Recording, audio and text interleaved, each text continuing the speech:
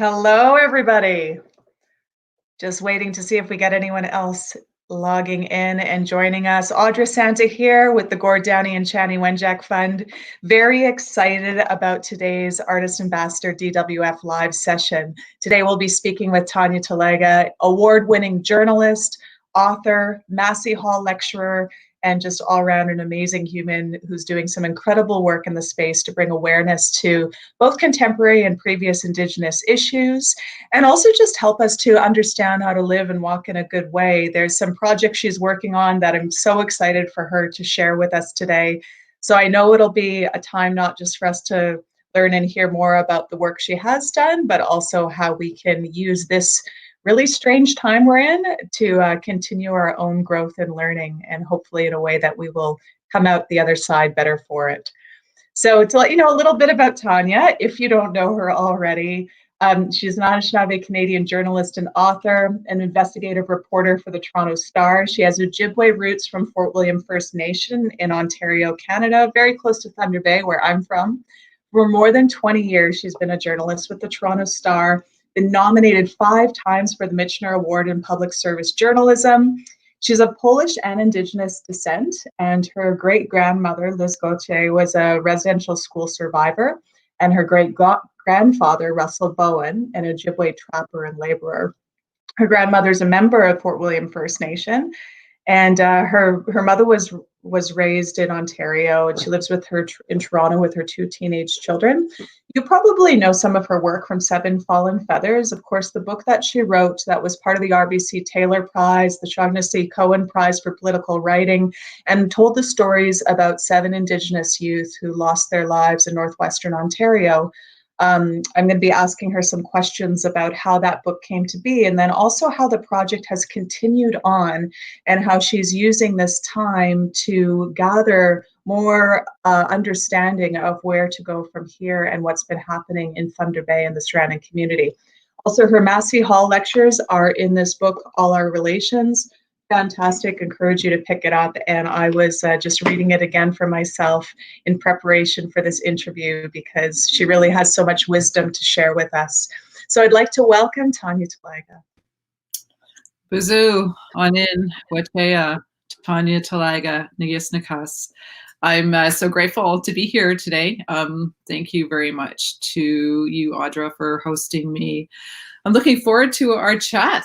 Lots to go over. You know, it's been pretty eventful, slow, weird, strange few past months. And I think that many of us are feeling kind of the same that way.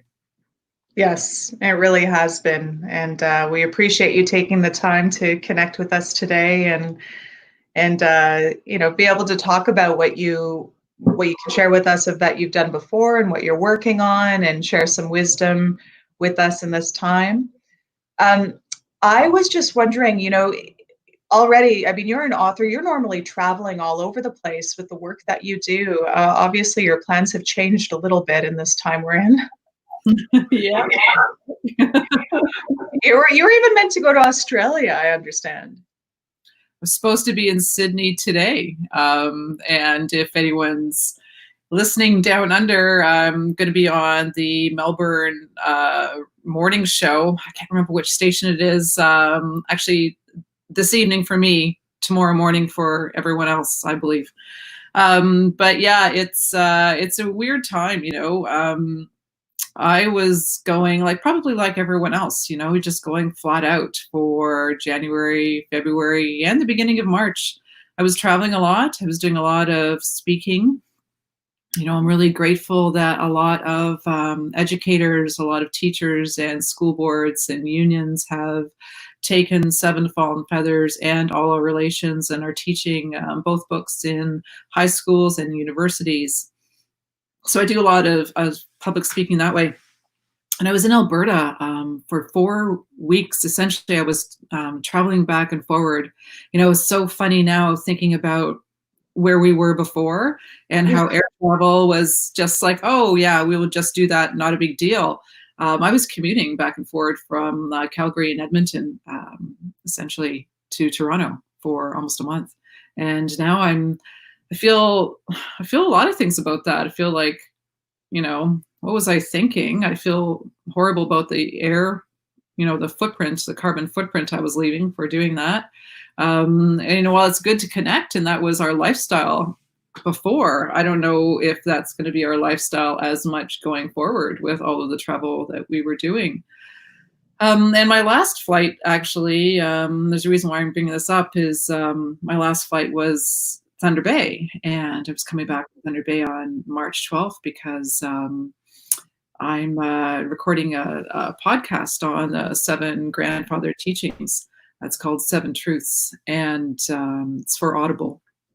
It's going to be out in June. And yeah, that was the last thing that we were doing, was recording those episodes, and then everything changed. Everything just sort of slammed to a halt. And I was really looking forward to going to Australia because All Our Relations is being released there. It was released there in January. And so it was going to give me a chance to connect with some of the people that I wrote about, some of the communities I wrote about, and just to be there and do a lot of learning. But that was not in the cards. Maybe one day. But life has certainly changed, that's for sure. Yeah, it's a very, very different time we're in. And yeah, I will have to reach out to my friends in Australia to let them know to listen to the morning show tomorrow in Melbourne to hear you speak there. Yeah, when you wrote 7 Fallen Feathers, so I don't know if everyone knows the story. Certainly, if you haven't read the book, highly encourage you to do so. Tanya, you went to Thunder Bay to cover a completely different story, and then this came about. Can you tell us how that happened? I was it was 2011, so 9 years ago. I was in Thunder Bay to cover the federal election.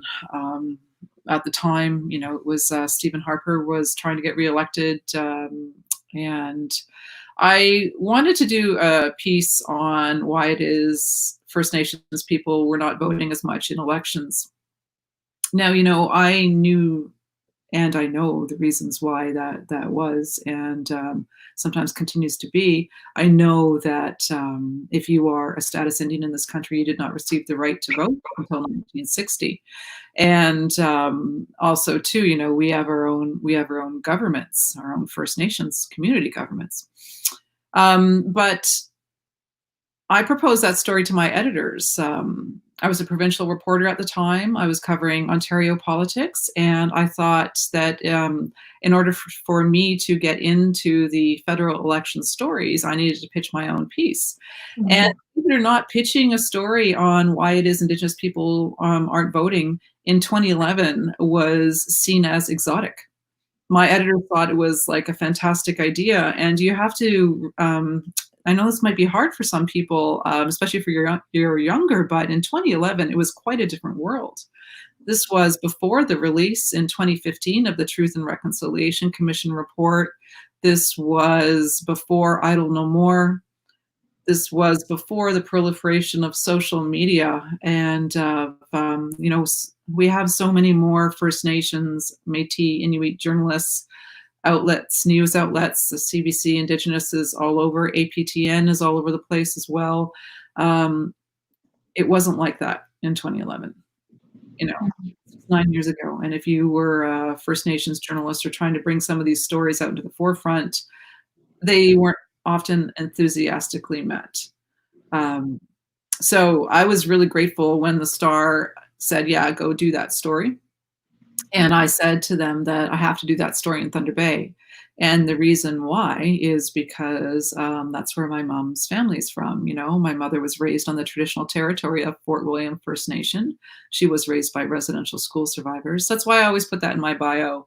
I think it's important for people to know that we're all so connected. And even if you have people in your family that went to the schools and they were grandparents or great-grandparents, chances are they who raised you, or they were definitely a big part of your life. And my great-grandparents were. So I went to Thunder Bay to go visit with actually Stan Bairdy. Stan Bairdy was the Grand Chief of Anishinaabe Aski Nation at the time, and they of course have an office in Thunder Bay. So I went to go visit with him and ask him the question, why is it Indigenous people are not voting in elections? And that's when he said to me, why aren't you writing a story on Jordan Mabas, a missing 15-year-old boy? So that started everything. It started, especially for me too, it started a lot. Again, as a journalist and as a person, like, my father's Polish. I was raised here in Toronto, away from my mother's family. And it was a really good gut check for me. Um, Thinking of who I am as a person, what stories I'm covering, and to try and push for more coverage, more of our stories to stop being ignored, because for so long our stories have been ignored in the press. Um, so it was quite a pivotal moment. Sometimes stories can find you, and I often wonder if that's what happened with Seven. Mm. Yeah, it certainly seems that way. And you even helped to bring to light Chani Wenjack's story in Seven Fallen Feathers, and all the way back to the residential school story that our organization, of course, is inspired to continue to bring to light through Secret Path. And you even helped, you hosted the Understanding the Secret Path podcast. And that's when I first got to meet you, and we worked together on that. For those who are interested in listening to that podcast, you can go onto our social media, because we just posted it again earlier today. There's a really lovely comment here from Anwa saying, hearing Tanya is amazing. She continues to bring a voice to so many issues that echo the current changes in our lives. I definitely agree with that. Thank you very much, Anwa. So the Ontario Native Women's Association, also their main office is based in Thunder Bay. And I know that you were meant to be speaking at a conference called She is Wise. Unfortunately, just before all of these changes happened. And I know. yeah. I know. I'm really sad to have missed that. I was so excited. Autumn Peltier was going to be there. I think Sheila Watt-Coutier was going to be there. I'm like, oh my gosh, I get to go and see them and be a part of the conference. And, I love, nothing gives me more strength than when we do things for ourselves and for our people, and especially our women. As our women, I really feel, are the strength and the backbone of our communities and our families. And I love the feeling of power and love when we're all together in a room, even a conference room. It's lovely. So I was very sad to miss the conference. That's for sure. I'm sure there will be another time, and being able to connect in this way, at least we still can see each other or connect like this. And you talk about the work of Autumn Peltier. For those who don't know Autumn, can you describe a little bit why you were so excited to be sharing that day with her? Well, I'm really inspired by the work she does. She's so young and so poised and so committed, and the work she does, it's like she's really listening to the voices, I think, of her ancestors that are definitely with her on her quest and her belief on clean water for everyone, and clean water especially for our communities. I heard her speak at the United Nations just remotely. I wasn't there, but I remember that she was just so wonderful, and I was so inspired by her, and I continue to be inspired by our youth. I think our youth are all ambassadors for changing how people view us, how also to how the world sees the earth. And our kids come from a long line of people that have been connected to the land and connected to the water and to the sky and to the animals, everything around us. It's all part of the continuum of life. You know, I talk about this in all our relations, and it's the Anishinaabe teachings of we are all connected, and one has a place in this life. And for a long time, you know, we haven't been treating the earth very well, the land very well.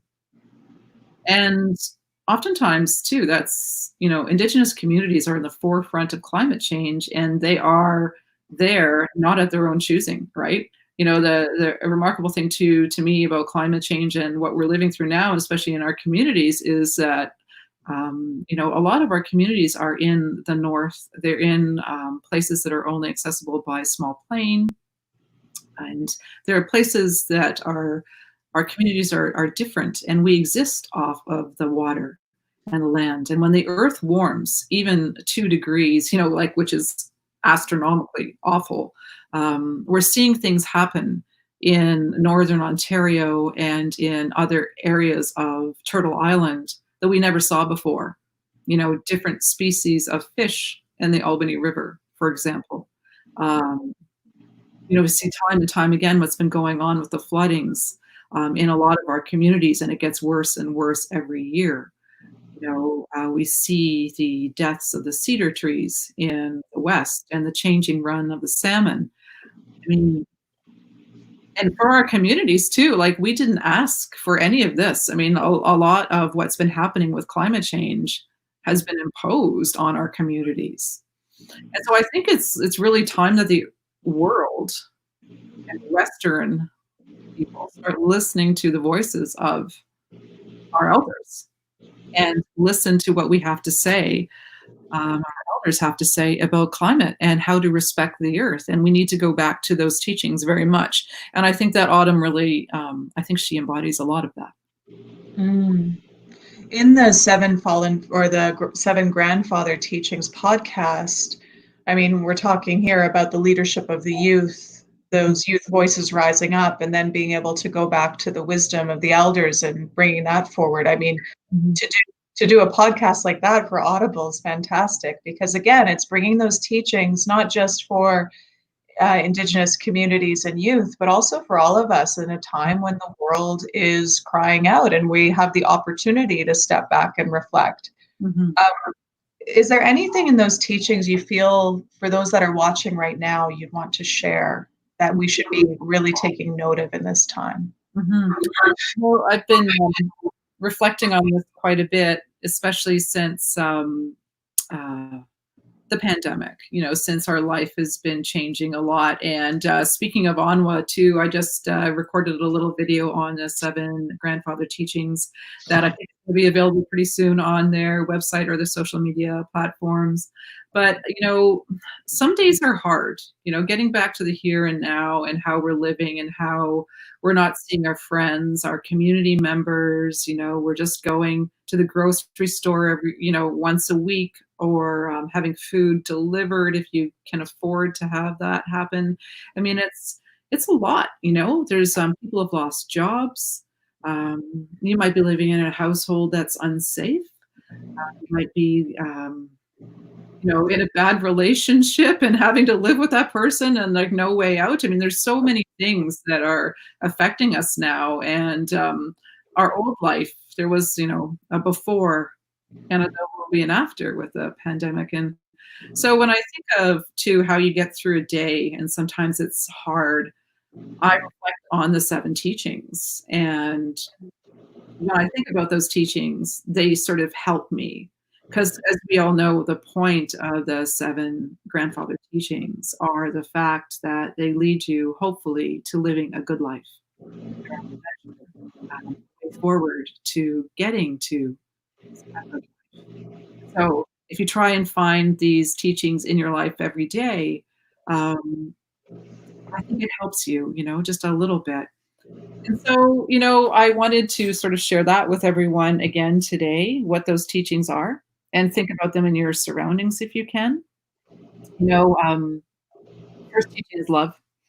And love, when I sometimes, you know, you just like every day, sometimes you forget to do something simple like hug your teenager. Because you're a teenager, you might want to, oh my gosh, is leaving dishes everywhere, won't cook for themselves, and you're just sort of freaking out. Yes, I sound like I'm speaking from experience. Also, going through a lot. Their life is totally changed too. And sometimes you get so caught up in your own thought process, you need to go up and just give your child a hug. Give that teenager that's driving you bananas a hug and tell him or her that everything's going to be okay. So that's one teaching I think of, love. Another one is respect. Respecting yourself is honoring all of creation, right? And respect. Think about that a lot too with the people you're living with. Maybe draw boundaries if you need to, but try and lead your life with a bit of respect that way. Think about that. Bravery is another truth, another teaching. And I think that it's safe to say that we're all being pretty brave right now, and there are a whole bunch of different levels of bravery. Some people have a lot more to deal with than others, and I hope everyone knows that they're being brave, as we go forward. Honesty, living your life with integrity and honesty is another teaching to think about. Uh, be honest to yourself, be honest with those around you and how you're feeling. Just tell them. Uh, Maybe that will help in a day. Humility. Humility is another one. I think that we all need to. We need to know. We need to accept ourselves and be humble about ourselves and who we are, and to also recognize that with other people, and that gets to respect. Wisdom, another of these teachings. Wisdom comes in many forms. Wisdom can come in from learning every day, from reading a news article, teaching yourself something different, or just even thinking about what's going on and just sort of having a deep sort of talk with yourself on how you're acting and how to move forward. And of course, the last of these teachings is truth.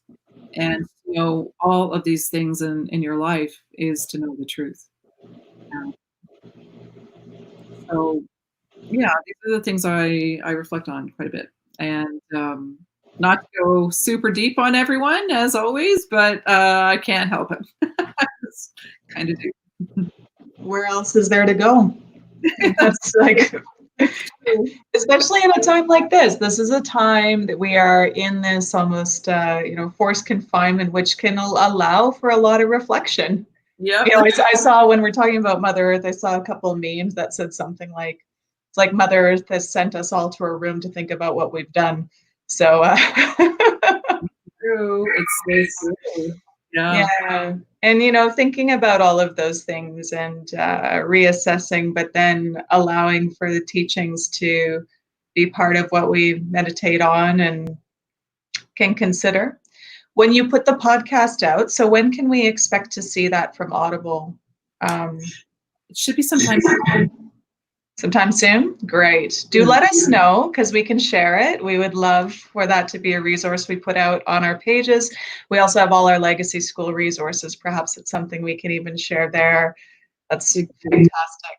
Now, you've been working on so many other things, but first, there's a couple of questions that have come up. Thank you to those who are saying hello to Tanya.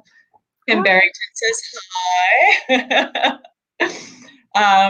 We have, and Anwa again mentioned that they're looking forward to having you at the next She Is Wise conference when the current pandemic passes and our world resumes a sense of normalcy.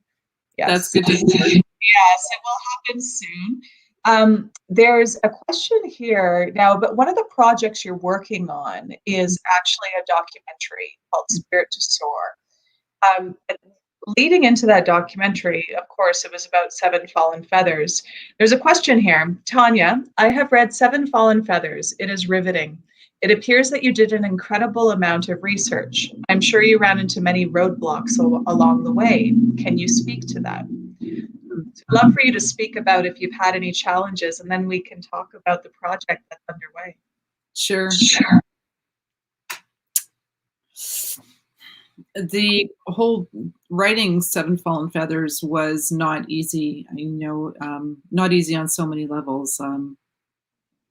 It is People often say that it's a very personal book, and it truly is a personal book. You get to know people, you get to know, community members, you get to know the families. I started reporting, as I was talking earlier, on what was happening in Thunder Bay in 2011. And you get to know everyone, right? And you get to know people that are involved with the story, community members in Thunder Bay, and writing about everyone. And that's hard.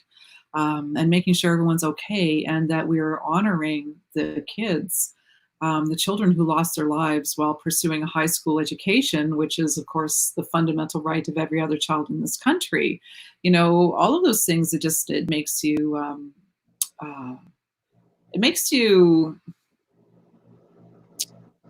it filled me with love for the kids and for our communities and how resilient everyone is and how we still fight every single day for equity. But as I researched more and more, and I became aware of just how there are so many inequities that we still have to overcome, it is quite layering. Um, Finding out more about the Indian Act, I had to learn the Indian Act and find out what is really at the root of so much of what we see now in this country, and the two tiers of people, Indigenous and non-Indigenous people in Canada.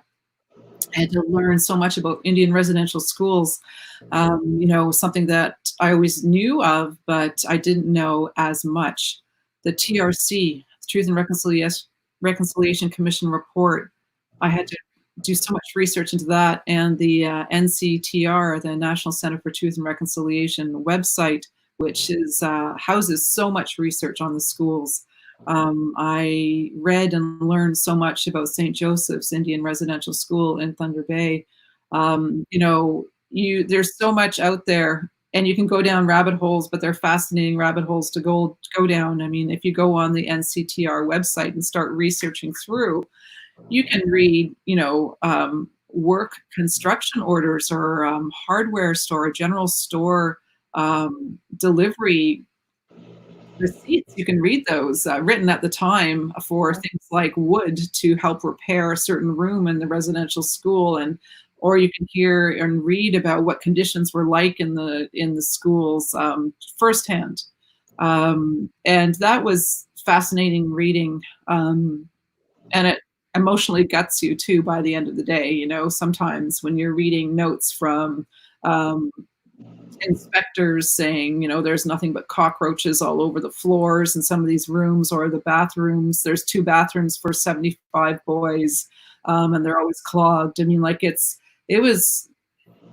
hard reading through all of these, reading through that, knowing that, your family and your descendants went to the school, and what was it like for them.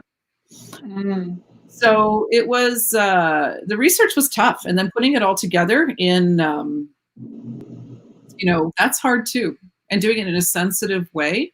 But I feel like with Seven Fallen Feathers, it was many hands. I mean, I had so much help and support from Alvin Fiddler, the Grand Chief of Anishinaabe Nation, his wonderful, wonderful wife and partner, Tisa Fiddler, who is a teacher for the Thunder Bay Catholic School Board. And she was actually, just a little plug for Tisa here, she was awarded like the Teacher of the Year from the Canadian Teachers Federation. She's amazing. She's an incredible Indigenous educator.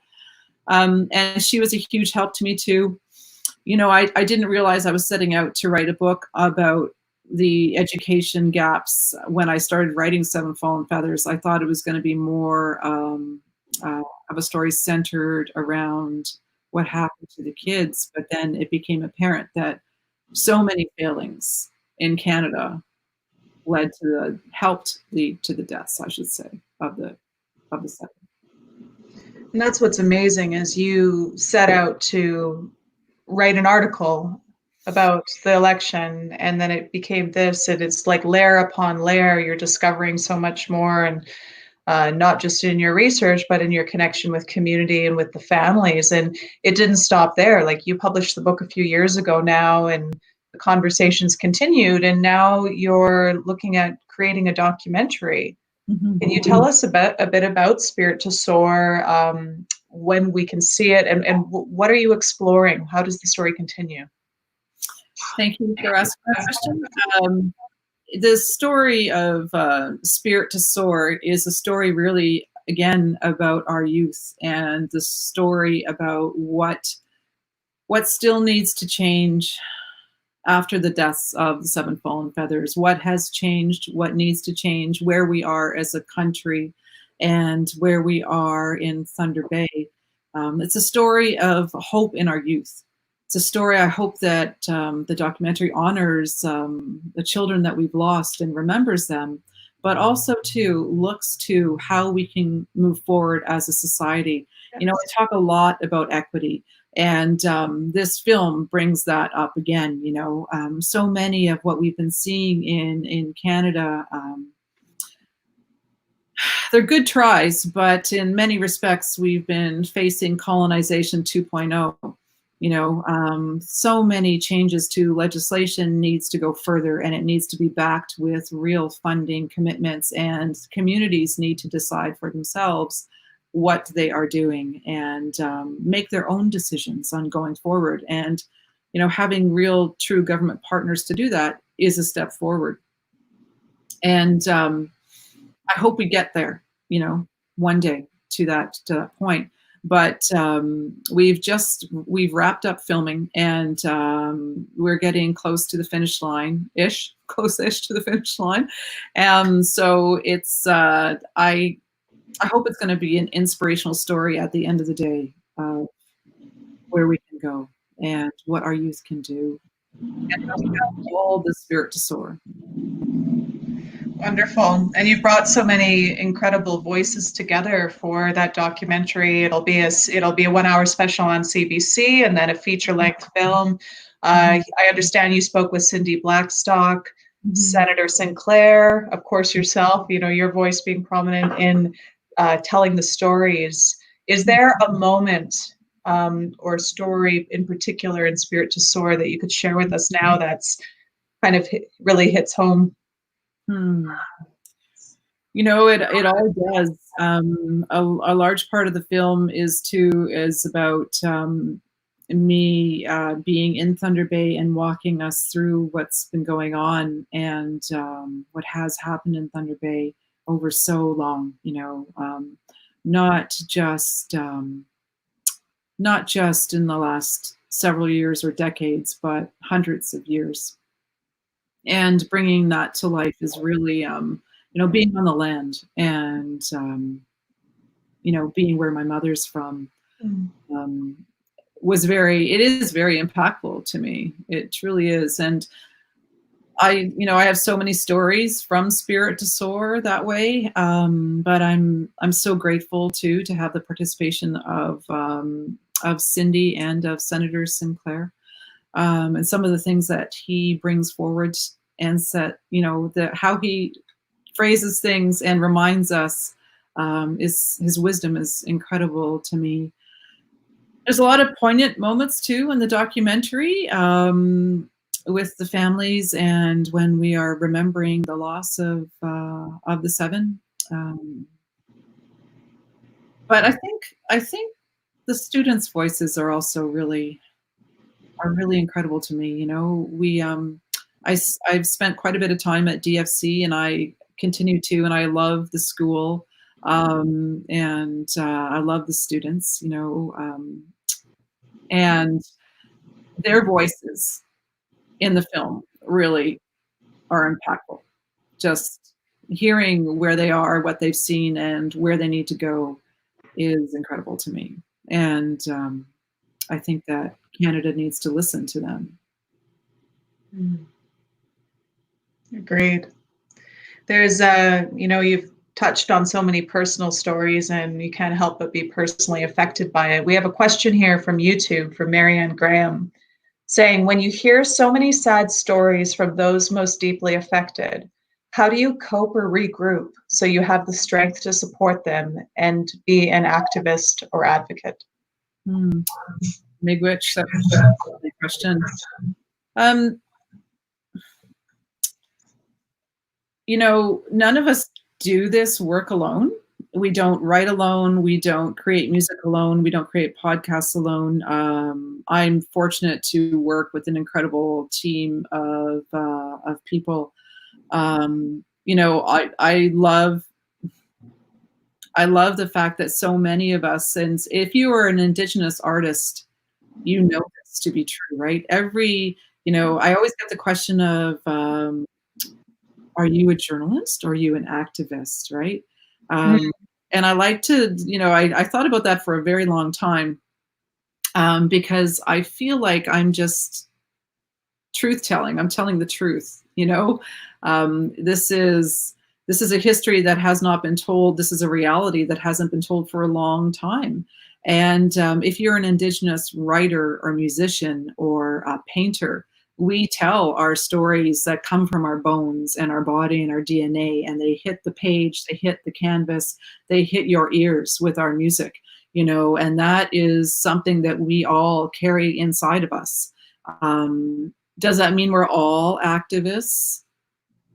We are all wanting better lives for our people and for our communities. And so that is what has brought us forward, I think, and makes our art even more beautiful. And this is a very long answer to say that gives me strength, knowing it's all of us. Like, it's not just one person. Like I often say that so many people wrote Seven Fallen Feathers along with me. And it's the same with all our relations. We do this work together. And if I didn't have that support, it'd be so tough, if I didn't have that support, if I didn't have the support of Sam Mashni Peniscum, who's from Agoki Post, Martin Falls First Nation, and who was Chani Wenjack's cousin. He's my elder. Like, I work with him all the time. I talk to him almost every day. He helps me keeps whole, my Alvin Fiddler, Tisa Fiddler, there's so many of us that are out there and in contact and saying, hey, how are you? And checking in to say, are you okay? We're all always doing that.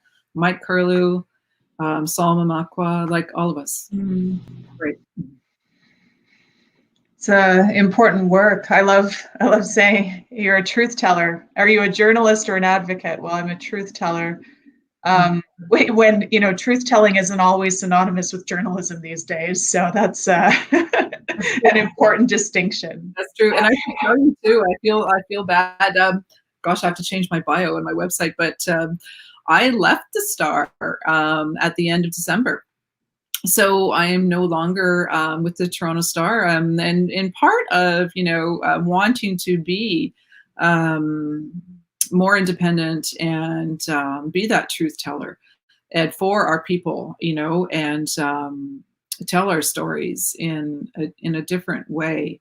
I was part of the reason behind that move for me, and I'm delighted to work with such strong Indigenous creators. So I started my own company. It's called Makwa Creative, and I have I work with Jolene Banning from Fort William First Nation. She's an amazing journalist, and so grateful to work with her. And as well, Rose LeMay, who's Tlingit from BC. She is the other half of my brain. She helps us with business and scheduling, and also thinking forward on which projects we're going to do and how we're going to tackle them. And we've got so much coming out, and that we want to support because we feel it's important. We should have our own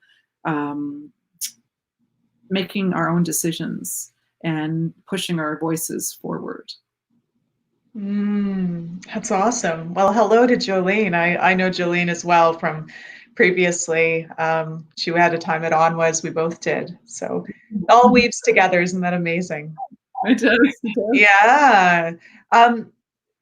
Again, like, you're doing such incredible work, and as you're stepping out into more of that truth telling and making sure that you can tell the stories in the way they need to be told and as they're being revealed to, what are you doing in terms of self-care or balancing this really strange time we're in?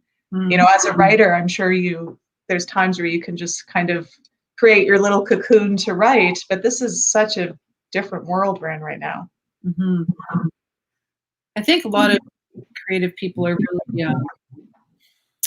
really sensitive, right? Like it's, everyone is sensitive, but sometimes creative souls are a little bit more sensitive. And I know that for myself, when everything happened and everything sort of ground to that halt, um, it was hard.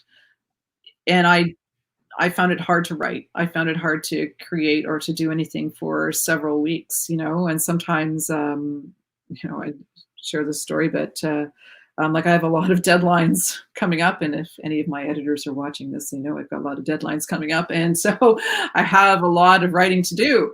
And they're like, why did you say yes to this interview, Tanya? We're waiting on this. I know.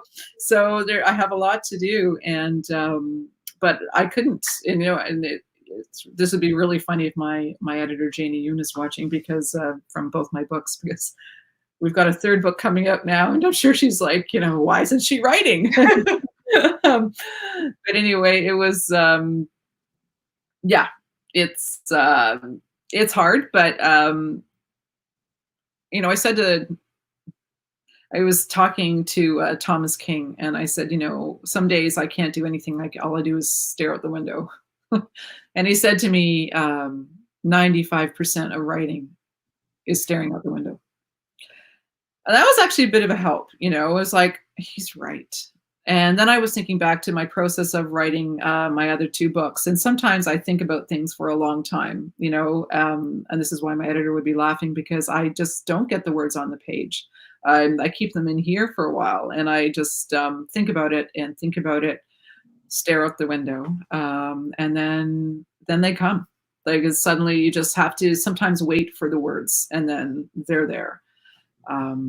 Some people believe you can, write 500 words a day and set yourself goals and make yourself do that. And you can do that, because they might be really crappy 500 words, and you might have 50 words you didn't have the next day because you threw out 450 of those words, but you got 50, right, that are gems. But it's being creative in this time is hard. I talked about the 7 grandfather teachings, and I also believe that getting outside is really important. And I know that's really hard, especially if you're like if you're a bougie native living in the city, like me. It's it's hard, but it's like you have to find the space, and sort of get in touch with your health and your body and being outside. And how do you do that when you're social distancing and there's all this stuff? I find walking helps a lot, and I run, and you kind of have to do it in the middle of the road, or, if you can find some residential streets to go down. But even just seeing the trees budding right now, it lifts you, or hearing the birds, taking moments to pause and listen to that is helpful if you can. I heard another interview you did recently where they were talking about whether wildlife is coming back into the city. And you made mention to saying, maybe we're just hearing them more now. Maybe we're noticing them, maybe because the streets aren't as busy, but also because we're quieting our own minds, we're hearing in a new way. Mm-hmm. Brianna here, this comment of 90% of writing is staring out the window is very comforting to me. Thank you, Tanya. Yeah. It was 95% writing. 95, Brianna. You even got an extra 5 in there. She's being, I agree. And Marianne said integrity and bravery in action, as you were sharing about the work you're doing. We even have some friends here in Malaysia and other places tuning in. There's a great question from Bethany. Hi, Tanya. What's something you're looking forward to doing again back out in nature once self-isolation ends? Thank you for that. Well, my first thing, I want to go to Fort William, right? Like I'm here in Toronto, and I want to go see Gitchigami. I want to be on the shores of Superior. I want to be up in the land, and I can't right now, and that's hard. And that's what I want, you know. I want to be there again. I want to smell the cedars. I want to be with the poplar trees. I want to, yeah, I want to be on the water, and I can't wait for that to happen. So, nature speaking, that's what I want to do. You know, I want to be able to do that. I mean, I want to go to the sweat lodge. Can't really do that right now until I start. I guess. Well, you can't. You can't do it right now. You're not supposed to be doing it right now. Until things ease a bit, and that's we need that. Like we need that ceremony, right? And being on the land is part of ceremony for us. Just walking among the trees and smelling the smells and feeling the earth beneath your feet. So that's what I'll be Mm. Such a strange time being in the middle of a pandemic. I mean, back in the last one during SARS, you were at the Toronto Star and you were covering SARS and you were pregnant at the time. That must have been, does this feel similar in any way or how is it different? Yeah. It does and it doesn't. You know, I get a little weirded out when I see Dr. Alison McGeer on, the news because I used to see her almost every day when SARS was going on. I was a health reporter at the Star during that time, and I was pregnant with my daughter, Natasha, and now I've got a 16-year-old, right? So it's remarkable knowing time through her. And it was strange then, it was very different. I mean, I was pregnant, and I remember the other reporters at the Globe and Mail were pregnant as well. Carolyn Abraham and Lisa Priest. And I remember Lisa saying to me, I think it was, yeah, we don't go to press conferences, just in case. And I remember, I got to go to the press conference. What? There wasn't the same level at all with infection control with, wearing the masks and the gloves and being like super safe when you go into premises like it was, but not anything like it is now. I mean, that was a different time and a different virus. It was a SARS virus, coronavirus, but still it's a different, what's happened and how it's a different strain. But I have to say, though, I do not miss as a journalist covering this because it does bring back a lot of memories, right? It brings back memories of what our communities were facing and, the lack of pandemic plans for many of our communities before SARS and the lack of funding for those pandemic plans. It's been amazing to see what's happened. Anishinaabe Nation has worked really hard. They put, like, for example, just talking about Treaty 9 territory, right when everything started happening, like right away, they put together a group of experts for the pandemic that would answer to the communities. And I think that that's been a big help. But, it's what makes me sad is that since SARS, and since before that, H1N1, we haven't got to a place where we have doctors in our communities. We don't have, properly trained nurses and well-stocked pharmacies in our communities. We don't have, still our communities, some of them don't have running water. How do you fight a pandemic with no running water and no proper clinic? No safe housing. How do you isolate? How as a child do you learn if your broadband or your internet doesn't work properly, or if you don't have equipment to learn? I mean, we're seeing this now again, and we saw the same thing in SARS, H1N1 before, and we haven't, as a society, made those inequities better. Yeah. Interesting to be in a time where, reflecting back that way, it's like, like much has changed, but much has stayed the same in so many ways. But I am heartened by the amount of cooperation, that has gone to the northern communities right now, and I just have to say that our communities in the cities need help, right? The friendship centers need help. They've been really shouldering a lot of the burden, and I love Toronto Council Fire, and they've just been out there continuing with their food hampers. And if I could make a plug for people to donate to help them, that would be awesome. Council Fire downtown Toronto, they're awesome. They've been doing so much great work with getting out food to our people that are in need. And there's a lot of that need in the cities as well. And wherever you're tuning in from across the country, I mean, there's friendship centers all over. There's other resource centers, there's shelters, there's places that serve the urban Indigenous communities that I'm sure are trying very hard to continue that service in this time. And that's been one thing, even looking at the shelter system and some of the outbreaks that have been announced like that. Of course, in Ontario and Toronto, we're in a bit more of a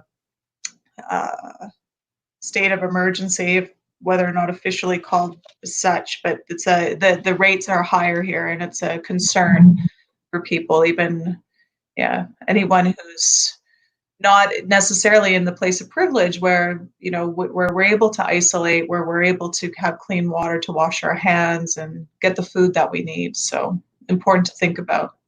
There's another comment here about the natural beauty of Thunder Bay, and what is she saying here? The comment, the essence of it, is learning to live together this part of the world. Thunder Bay has a bad reputation this point in time. This needs to change. So I guess generally as a comment, and I think for any community, as you're a truth teller, you're bringing these stories up. You're helping us, the TRC is also bringing to light the true history of residential schools in this country, the fact that there's still a legacy that's left, and that we're still, as you mentioned, that there's issues affecting Indigenous communities where there's like almost 2 tiers of citizens that's still as part embedded in the Indian Act and beyond. So how can communities move forward? How can we start to grow beyond this and change where there might be, as this viewer was saying, a bad reputation in a particular community, but whether or not that's brought to light, how do we actually shift? Mm-hmm.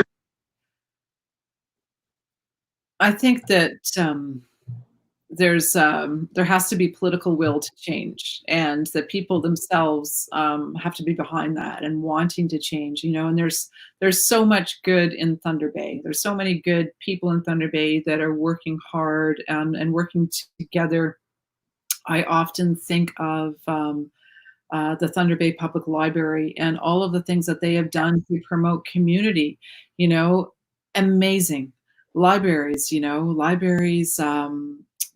Oftentimes now our people are so digital, and they're just like, they don't have books anymore, and we have all of these wonderful institutions, and what do they do now? And look at the Thunder Bay Library is totally stepped up in so many ways. They've got before, when everything was open, they had a public health nurse coming to, certain branches, or they had people coming in to help you with paperwork, to get like numbers, social insurance numbers if you need them, or to fill out, rental forms or whatever, to find jobs. There's an incredible job resource in the at the Thunder Bay Library. I think it's the Brodie Street branch in the basement. It's amazing. There's the library has become a community hub where you can go and read, and it always was that way. I remember when I was researching Seven Fallen Feathers, I would spend a lot of time at the library, the Thunder Bay Library, the downtown location, and near City Hall, and so many people would come in and just use the internet, and would read a book, and it was a safe place, and it's a place where you feel community. That's an example of Thunder Bay at its finest. The library system, the schools too, all the work the schools are doing. Wake the Giant, this amazing music festival that happened once, and I know that they're hoping that it's going to happen again in Thunder Bay in September, to welcome all of the students back from their northern communities that are going to Mattawa or to DFC. So it's this incredible concert that was held, and it was put on by the staff and the students of Dennis Franklin Cromartie High School. And all of Thunder Bay came out for that. It was amazing, and the bands came out too, Canadian bands, Metric, Wolf Saga was there, Hellman Cole. It was amazing. July Talk, and even the students got on stage. That's Thunder Bay at its best. There's will, and I know that is going to. I know it's gonna prevail. That's awesome. There's a comment here from Marianne. So when people ask, what can a non-Indigenous person do to help with reconciliation? This is our opportunity. There's a lot of opportunities for us to continue to learn. And when you mentioned the Thunder Bay Public Library, I know that they actually went through the trouble of decolonizing their collection as well. So it's created this very important community hub. And then they've also said, hey, the Dewey Decimal System's actually a bit of a problem. Let's look at how we can decolonize and allow for Indigenous authors and works to come to the forefront. Yeah. So as we wrap up, Tanya, I'd love to know, because you're not only a journalist and author, you're an avid reader. And I know that there's a lot of other works that you might recommend. I would like to recommend your book. Seven Fallen Feathers is an amazing book as well. Of course, very heavy because of the stories that you tell, and All Our Relations. I love this collection of your Massey Hall lectures because there are some really important themes and things that we can grab onto in this time. But I was wondering if there's any books that you might recommend to people to continue to learn and grow and possibly come out of this pandemic a little bit wiser. Thank you for that. There's so many I could suggest, but I have to say that I am a very big fan of Thomas King. I'm reading his new book right now, Indians on Vacation. It'll be out in August, but that's what I'm reading right now. Richard Wagamese. Keeper in Me, anything by Richard Wagamese speaks to me. He's an Anishinaabe writer, and he is from Northern Ontario. I swear when I read his words, it's like he's speaking right to my spirit. I would suggest that people read him. I read Jesse Thistle's book, of course, From the Ashes. I love his writing. It's so raw, and it's such an incredible memoir. And speaking of memoirs, Alicia Elliott's A Mind Spread Out on the Ground, another incredible book. There's so many. Read Dawn Dumont. She's amazing. Glass Beads. Oh my gosh. I'm writing all these down just for those who are, I'll put it in the comments. I hope I'm spelling all the authors properly, but you can look them up and find if there's a book that speaks to you. And Tanya Tagaq, you see her? Yes. Yep. She love her music. Listen to her music too. I love her music. Just, again, she's such a talent and just a beautiful human. Yeah, she is. She's incredible. And Jesse Thistle is also another one of our artist ambassadors. He actually came on a few weeks ago and spoke with Lisa about his book and the work he's doing. Yeah, he's amazing. He's so amazing. And,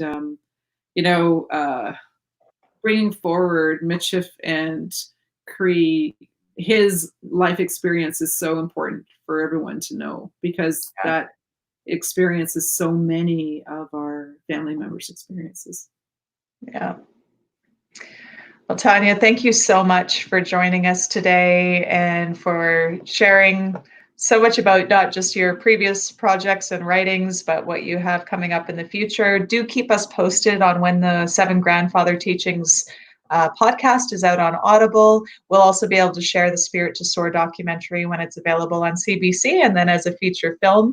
And I know you have other things cooking, so I will be listening intently and trying to keep an eye out because I am a big fan of what you've done and the voice that you've brought to some very, very important contemporary issues.